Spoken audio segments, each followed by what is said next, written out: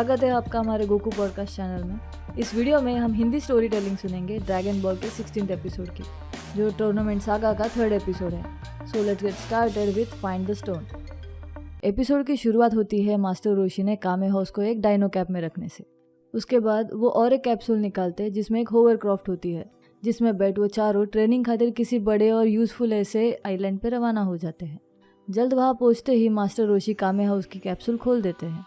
उसके बाद लॉन्च घर के अंदर जाने और खाना बनाने का फैसला करती, जबकि मास्टर रोशी क्रिलन और गोकू के साथ बाहर रुकते हैं। बातचीत के दौरान मास्टर रोशी क्रिलन से पूछते कि उसने इसके पहले कोई ट्रेनिंग हासिल की है क्या, जिसके जवाब में क्रिलन बोलता कि उसने ओरिन मंदिर में 8 साल की ट्रेनिंग ली थी।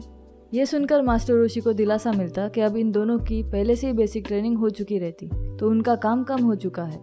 आगे मास्टर रोशी उनके दोनों स्टूडेंट्स को 100 मीटर की तेज़ी से दौड़ाकर उनके फिलहाल के स्किल्स और कैपेसिटी चेक करने का फैसला करते हैं। फिर पहले क्रिलन दौड़ लगाने जाता और 10.4 सेकंड्स में ही 100 मीटर की दूरी पूरी कर लेता है। उसके बाद गोकू की बारी आती दौड़ लगाने की, जिसके दौरान उसे समझता कि उसके जूतों में कुछ तो भी गड़बड़ है। उसका परिणाम ये होता कि उसे 11 सेकंड्स लग जाते 100 मीटर की दूरी पार करने में। तो मास्टर रोशी क्रिलन को विजेता घोषित करते हैं।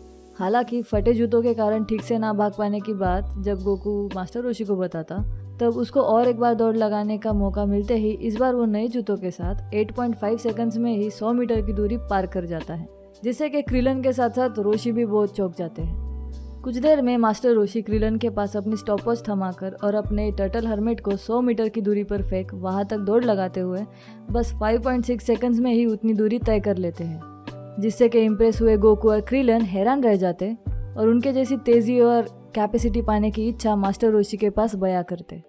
इस सब के बाद मास्टर रोशी गोकू को ब्रूस्की लाने यानी दारू लाने बोलते, पर उसे वो कुछ समझ ही नहीं आता।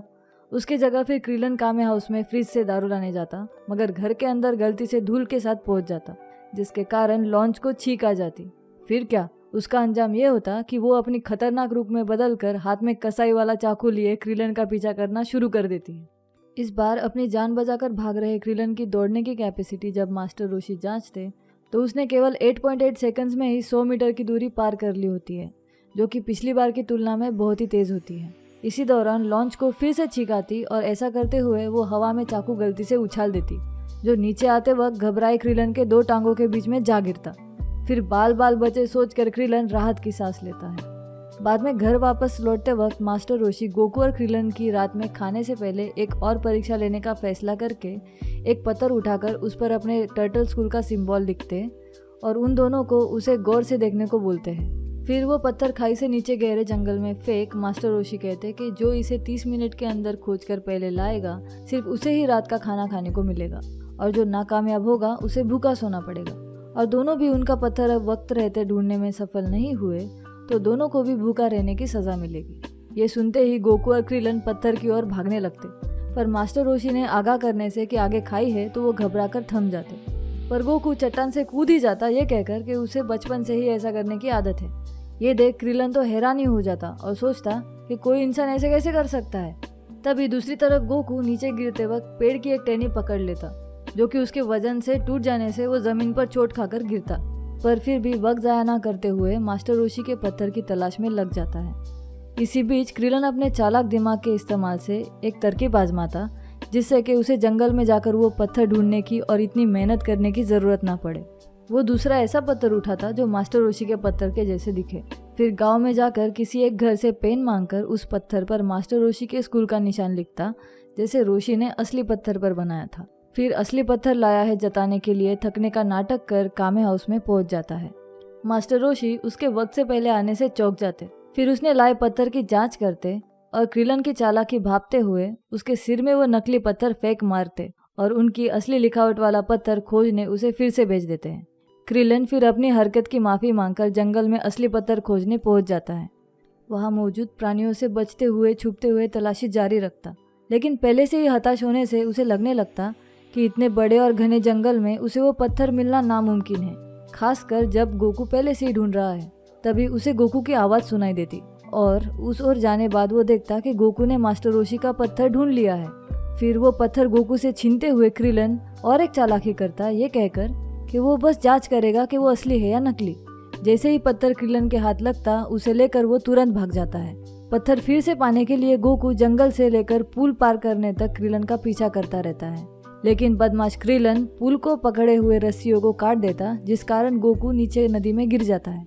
हालांकि गोकू जल्दी से वापस लौटकर क्रिलन का पीछा जारी रखता। क्रिलन ये समझ गया रहता कि भागने से अब कुछ फायदा नहीं है, तो वो गोकू के सामने एक लड़ाई की डील रखता है, ये बताकर जो जीतेगा पत्थर उसका। बेचारा गोकू फिर से उसके बातों में आ जाता और फिर चुनौती मानकर क्रिलन को लड़ाई में हरा देता है और फिर क्रिलन को पत्थर देने को बोलता है। तो बदमाश क्रिलन असली पत्थर अपने पास छुपाए रखकर नकली पत्थर दूर फेंक देता है। फिर क्या, जब गोकू वो वापस लाने जाता तब तक क्रिलन अपने चालाकी से छीन कर लाया हुआ पत्थर मास्टर रोशी को दिखाकर उनके साथ रात का खाना खाने लग जाता है। और मेहनत करने के बावजूद क्रिलन का धोखा मास्टर रोशी को साबित ना कर सका भूखा गोकू उनको देखता बाजू में खड़ा रह जाता। डिनर के दौरान जब मास्टर रोशी लॉन्च को पूछते कि स्ट्यू में कौन सी मछली इस्तेमाल की है, तो लॉन्च के जवाब में उन्हें पता चलता कि उसने जहरीली पफर फिश यूज़ की है। थोड़ी ही देर में रोशी और क्रिलन वो खाने से बीमार महसूस करते हैं। फिर दूसरे दिन सुबह जब गोकू ट्रेनिंग के लिए तैयार होता तो मास्टर रोशी उनकी और क्रिलन की तबीयत खराब होने कारण अगले दिन ट्रेनिंग शुरू होगी कहकर आराम करते हैं। आगे क्या होगा देखते हैं नेक्स्ट वीडियो में नए एपिसोड के साथ। आपको ये वीडियो अच्छा लगे तो लाइक, कमेंट्स और शेयर के साथ ही साथ और एक्साइटिंग वीडियोस देखने के लिए हमारे चैनल गोकू पॉडकास्ट को सब्सक्राइब भी कर देना अगर अब तक नहीं किया हो तो। नोटिफिकेशन बेल आइकॉन भी क्लिक करके रखिएगा ताकि जैसे ही नया वीडियो आए आप समझ जाओगे। Thank you so much, bye.